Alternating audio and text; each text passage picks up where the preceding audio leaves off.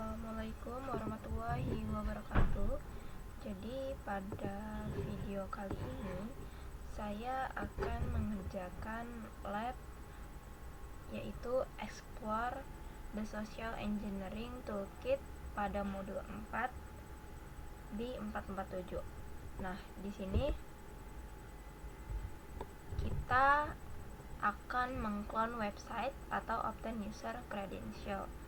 Nah, di sini langsung aja ke part 1, lalu step 1. Kita buka kali, ini sudah saya buka kalinya dengan password kali. Kemudian kita buka terminal. Nah, di sini kita ketikkan sudo mini. Passwordnya yaitu kali. Kemudian kita masukkan toolkit. Okay. After the reading disclaimer, enter here to accept terms of service. Karena kemarin tadi saya sudah mencoba, jadi di sini nggak ada yang seperti lagi. Tapi intinya nanti kalau ada muncul do you agree to terms of service, kita terima aja. Kemudian next. Selanjutnya step 2, at the prompt enter 1 dan press enter untuk akses social engineering attacks submenu. Nah, di sini kita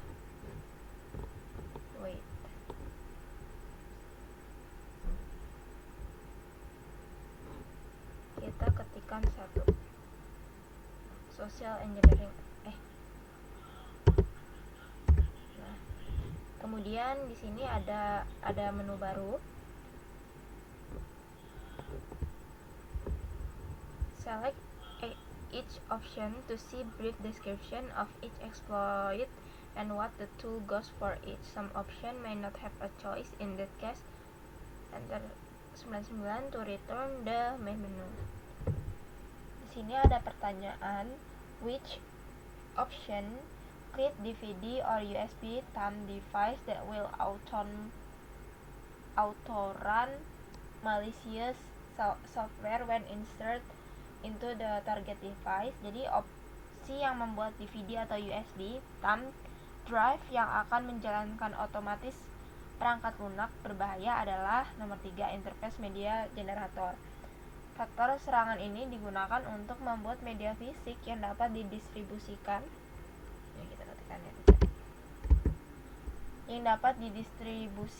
secara fisik dan digunakan untuk membahayakan sistem target dengan menipu pengguna agar menjalankan muatan berbahaya.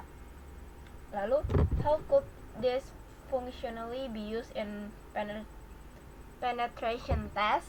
Jadi, dalam uji penetrasi, fungsionalitas dapat digunakan untuk menguji keamanan fisik dan kesadaran pengguna. Nah, di dalam sebuah organisasi, seorang penguji penetrasi dapat meninggalkan USB drive yang terinfeksi ke area umum seperti misalnya ruang istirahat atau tempat parkir untuk melihat apakah seorang karyawan akan mengambilnya atau memasukkannya ke komputer perusahaan. Jadi kalau misalkan diambil, ya datanya juga bisa diambil. Jadi keberhasilan serangan akan mengungkapkan kerentanan signifikan dalam postur keamanan organisasi, lalu menyoroti perlunya protokol keamanan fisik yang lebih baik dan pelatihan pengguna tentang rekayasa sosial serta penanganan media yang tidak dikenal. Lalu di part 2 ini kita akan cloning website to obtain user credential. Kemudian kita balik ke 99. Di sini kita pilih nomor 2 yaitu website attack vector. Setelah itu, review the brief attack description of each type of attack. Nah, which type of attack will you choose to create the clone website to obtain login credential for user on the target network? Jadi untuk membuat situs web cloning guna mendapatkan validation login, mungkin akan memilih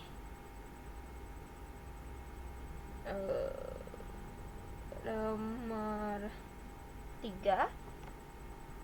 Jadi metode ini dirancang khusus untuk mengcloning halaman web yang mengumpulkan credential apapun yang dimasukkan oleh pengguna. Yuk kita pilih 3. Which method enables you to use custom website for the exploit that you create?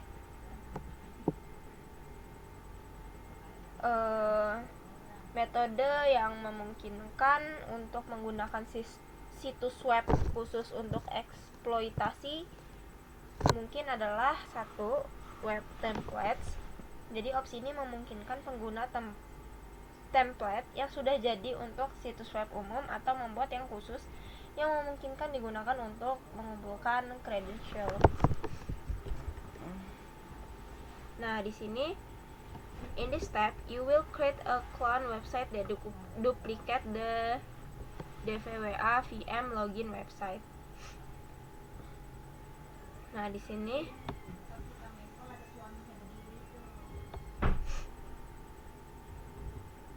in this lab we are using a terminal website host on nah, di sini kita disuruh untuk membuka website ini di browser. Kita buka dulu.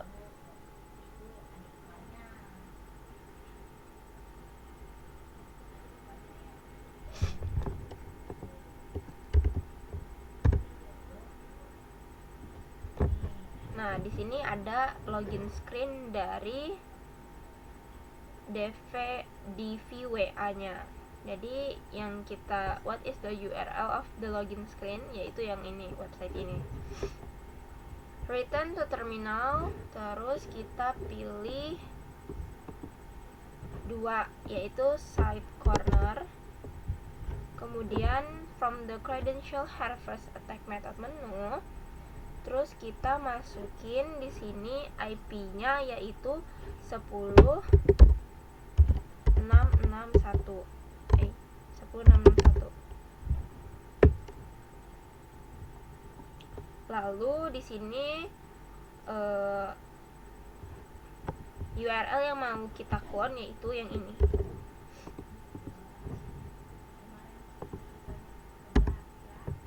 Nah, sudah.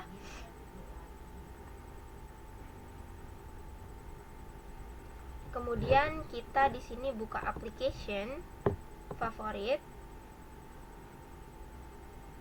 yaitu lalu buka text editor. Lalu kita salin ini, kita tempel.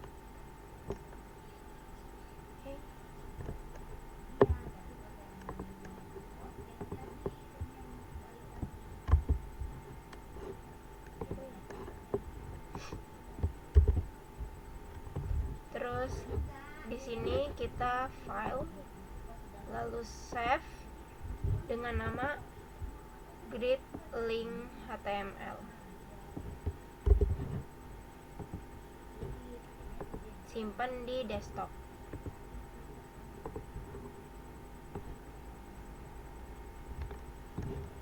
Save. Setelah di save, kita close aja. Kemudian kita double klik gridlink-nya. Nah, dia akan membuka halaman login di sini.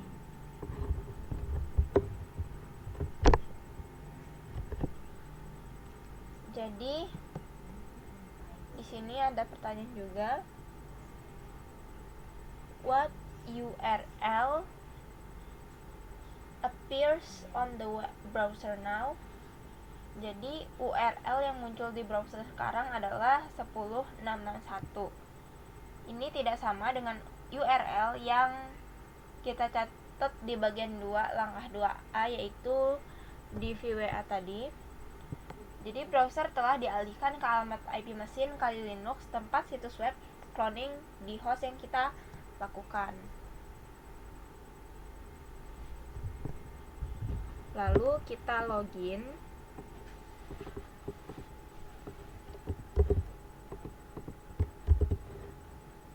Menggunakan username dan password yang telah disediakan di sini. Oke, kita login. Nah, dia cuman kayak gini. Kemudian what is the URL after you entered the information and click the login button? It is the same as the URL. Jadi setelah saya masukkan informasi dan mengklik tombol login, URL yang muncul adalah dvwa vm login php. Jadi URL ini berbeda dari yang saya catat di bagian 2 langkah 2A. Penggunaan telah dialihkan ke halaman login yang asli setelah kredensial mereka dikumpulkan oleh situs yang dikloning. Jadi apa sih yang terjadi? Saat saya mengklik file grid link HTML, browser secara otomatis dialihkan ke situs web yang ada 10661. Ketika saya memasukkan kredensial dan mengklik login, informasi tersebut terkirim sebagai permintaan pos ke pengumpul kredensial yang berjalan di mesin Kali. Lalu setelah itu pengumpul kredensial mengalihkan browser ke awal, yaitu dvwa vm yang tadi, yang asli, membuat prosesnya mulus dan tidak dapat saya sadari sebagai pengguna gitu. Nih, kita lihat di Linuxnya tuh. Di sini ada post.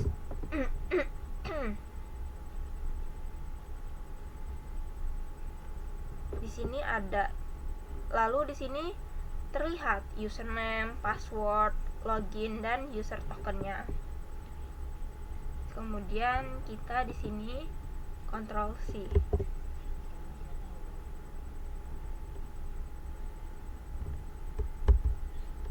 Lalu kita ketikkan 99.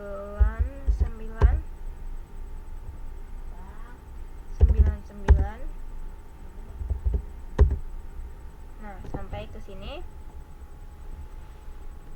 Lalu kita melihat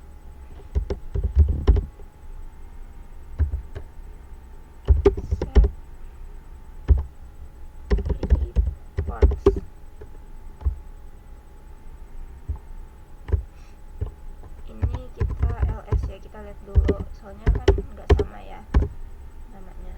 Nah, di sini kita buka cat, lalu root /set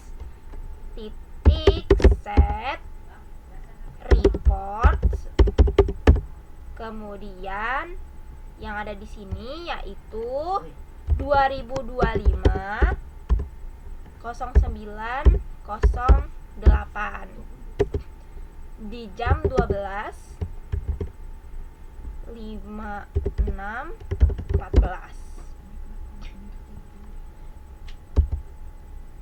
639.784.xml. Nah, terlihat ya di sini. Jadi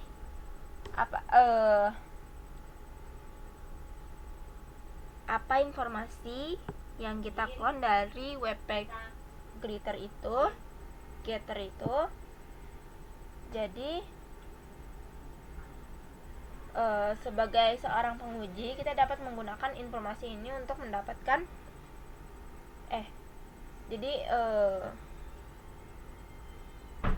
halaman web yang di cloning itu ada nama pengguna, terus ada yang terlihat tadi kata sandi ya kan, kemudian dan token pengguna, itu yang penting. Kemudian informasi selanjutnya yaitu jadi kita dapat menggunakan informasi untuk mendapatkan akses tidak sah ke akun pengguna pada sistem target, terus mengalihkan ke sistem lain yang kita clone, kemudian menunjukkan kepada orang dari serangan rekayasa sosial yang berhasil gitu. Jadi untuk lab 447 saya cukupkan sampai di sini. Saya akhiri, wassalamualaikum warahmatullahi wabarakatuh.